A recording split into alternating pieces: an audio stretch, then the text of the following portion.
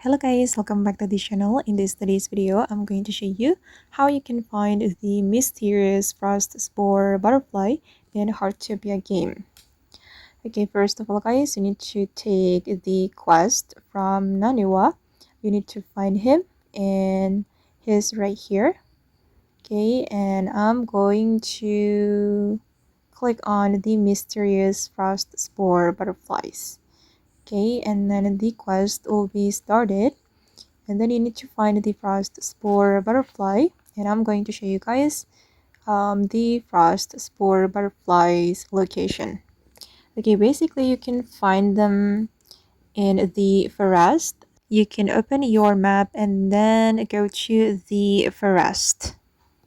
Okay, now I'm in the forest, and this is the Frostspore butterfly, the one with the glowing wings. Okay, I've already catched the Frostspore butterfly. And then we need to go back to Nanua and talk to him to claim the reward. Alright, I've been back to Nanua and I'm going to talk to him to complete the mysterious Frostspore butterflies. Okay, and I got this item. Thank you guys, and that's how you can find the mysterious Frostspore butterflies in Heartopia.